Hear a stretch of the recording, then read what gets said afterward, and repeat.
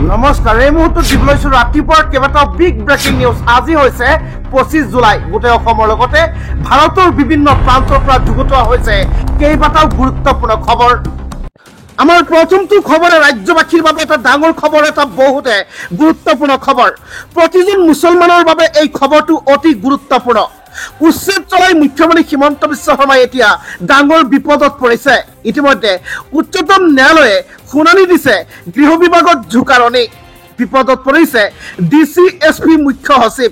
হয়, গোৱালপাৰাত উচ্ছেদ চলাই এতিয়া চৰকাৰ পৰিছে মহা বিপদত। এৰেষ্ট হ'ব পাৰে যিকোনো মুহূৰ্তত। জনাইছো সবিশেষ ভিডিঅ'টি এটা শ্বেয়াৰ কৰি চেনেলটো ছাবস্ক্ৰাইব কৰি ৰাখিব। গোৱালপাৰাত উচ্ছেদ চলাই ন্যায়ালয়ৰ ৰোষত পৰিছে চৰকাৰ। অসম চৰকাৰৰ মুখ্য সচিবলৈ কঠোৰ জাননী প্ৰেৰণ কৰিছে সৰ্বোচ্চ ন্যায়ালয়ে। ন্যায়ালয়ৰ ৰোষত পৰিছে গোৱালপাৰা জিলাৰ এছপি, ডিচি, চক্ৰ বিষয়া। ৰাজ্য প্ৰশাসনৰ বিৰুদ্ধে ন্যায়ালয়ক অৱমাননা কৰাৰ গুৰুতৰ অভিযোগ আনিছে। উচ্ছেদৰ সময়ত ৰাজ্য চৰকাৰে মানি চলা নাছিল ন্যায়াধীশ বি আৰু গাবাৰ নিৰ্দেশনাৱলী। উচ্ছেদৰ সময়ত নিয়ম উলংঘা কৰা হৈছিল ন্যায়ালয়ৰ। সৰ্বোচ্চ ন্যায়ালয়ৰ শুনানিৰ পিছতে ৰাজ্যৰ গৃহ বিভাগত এক প্ৰকাৰৰ জোকাৰণিৰ সৃষ্টি হৈছে। ন্যায়ালয়ৰ ৰোষত পৰিছে বালিকানাৰ ৰাধৰ চক্ৰ বিষয়া, গোৱালপাৰা থানাৰ ভাৰপ্ৰাপ্ত বিষয়াও। গুৱাহাটী উচ্চ ন্যায়ালয়ৰ অধিবক্তা জুনেইদ খালিদে দাখিল কৰিছিল PIL 37759/2025 নম্বৰত PIL দাখিল কৰা হৈছিল উচ্চ ন্যায়ালয়ত। উচ্চতম ন্যায়ালয়ৰ মুখ্য ন্যায়াধীশে গ্ৰহণ কৰা শুনানিত প্ৰশাসনিক বিষয়ালৈকে কঠোৰ ইংগিত। ন্যায়ালয়ৰ প্ৰয়োজনীয় নিৰ্দেশনা উলংঘা কৰি উচ্ছেদত জড়িত সকলো বিষয়া পৰিব পাৰে বিপদত। গোৱালপাৰাত উচ্ছেদ চলাই ন্যায়ালয়ৰ ৰোষত পৰিছে চৰকাৰ। অসম চৰকাৰৰ মুখ্য সচিবলৈ কঠোৰ জাননী প্ৰেৰণ কৰিছে সৰ্বোচ্চ ন্যায়ালয়ে।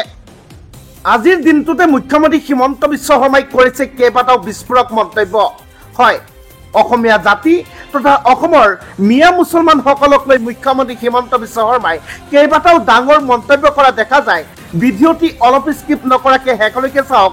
সম্পূৰ্ণ তথ্য আপোনালোকক দিবলৈ যত্ন কৰিছোঁ। অসমত এদিন বিস্ফোৰক পৰিস্থিতি হ'বই, কথাষাৰ মুখ্যমন্ত্ৰী হিমন্ত বিশ্ব শৰ্মাৰ। প্ৰতিজন হিন্দু খিলঞ্জীয়াৰ হাতত বন্দুক থাকিলেহে অসমীয়া জাতি সুৰক্ষিত হৈ থাকিব বুলি মুখ্যমন্ত্ৰী হিমন্ত বিশ্ব শৰ্মাৰ ডাঙৰ মন্তব্য। মই ধৈৰ্য পৰীক্ষা কৰি আছো বুলি মন্তব্য কৰে মুখ্যমন্ত্ৰী হিমন্ত বিশ্ব শৰ্মাই। ইয়াৰ লগতে মুছলমানসকলক লৈ কৰে কেইবাটাও ডাঙৰ মন্তব্য। ভিডিঅ'টি শেষলৈকে চাব। অসমত এদিন বিস্ফোৰক পৰিস্থিতি হ'বই। বিস্ফোৰক পৰিস্থিতি হোৱাটো ময়ো বিচাৰোঁ। মুখ্যমন্ত্ৰী হিমন্ত বিশ্ব শৰ্মাই অসমত বিস্ফোৰক পৰিস্থিতি হোৱাটো বিচাৰে বুলি মন্তব্য কৰে।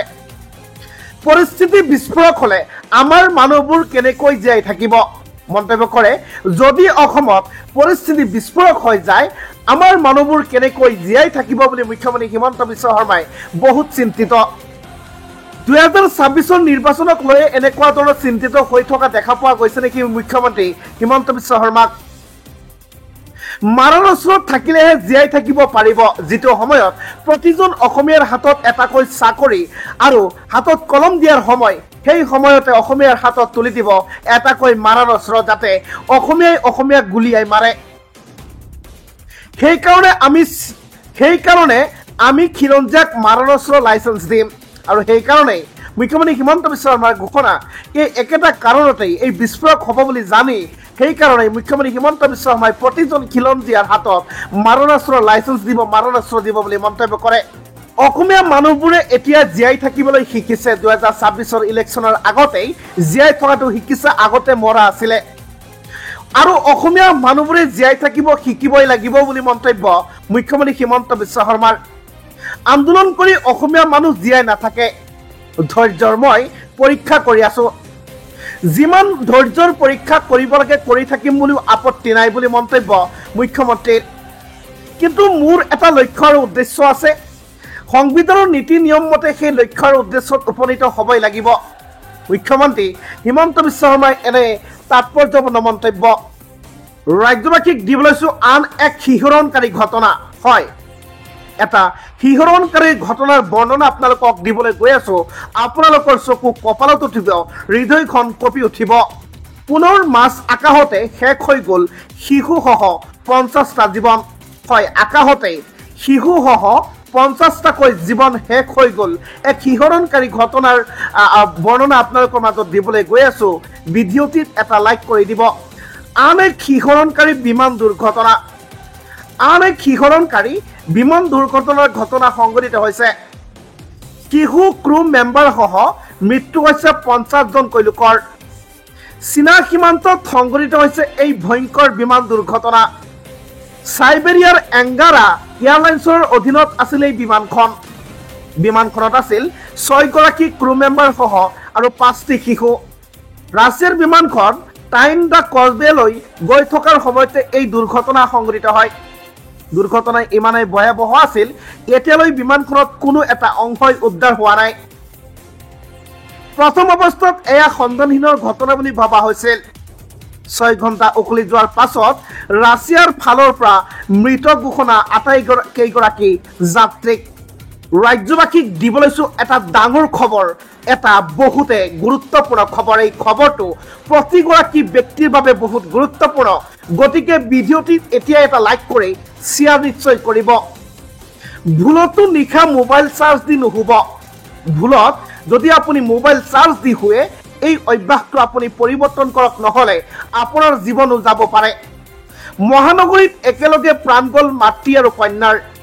এই মোবাইল চাৰ্জত লগোৱাৰ বাবে মাতৃ কন্যাৰ মৃত্যুৰ ঘটনা পোহৰলৈ আহিছে। নিশা ভুলতো মোবাইল ফোন চাৰ্জত লগাই নুশুব, এটা জৰুৰী খবৰ ৰাজ্যবাসীৰ বাবে। মহানগৰীত সংঘটিত এক ভোকাবহ ঘটনা। মোবাইল বিস্ফোৰণ হৈ কৰুণ মৃত্যু হৈছে মাতৃ আৰু কন্যাৰ। থিতাতে নিহত দীপশিখা চক্ৰৱৰ্তী, সস্মিতা চক্ৰৱৰ্তী। নিশা মোবাইল চাৰ্জিঙত দি শোৱাৰ সময়তে এই দুৰ্ঘটনা। ঘটনাৰ আহত মহিলাগৰাকীৰ স্বামী সুব্ৰত চক্ৰৱৰ্তী বুলি জানিব পৰা গৈছে। মালিগাঁৱৰ কামাখ্যা নগৰৰ বাইডেন চাৰিত এই ঘটনা।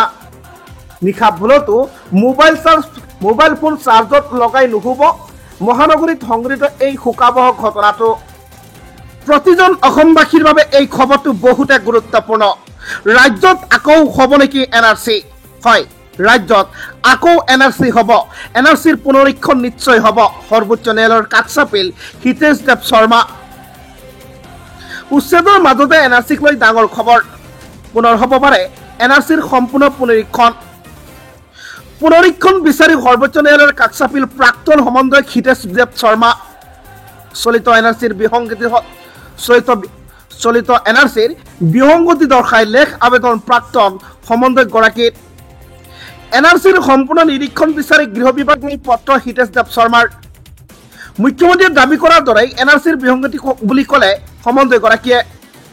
অবৈধ বাংলাদেশী বিতৰণৰ সময়তে প্ৰাক্তন সমন্বয়কৰ আবেদন লৈ চৰ্চা।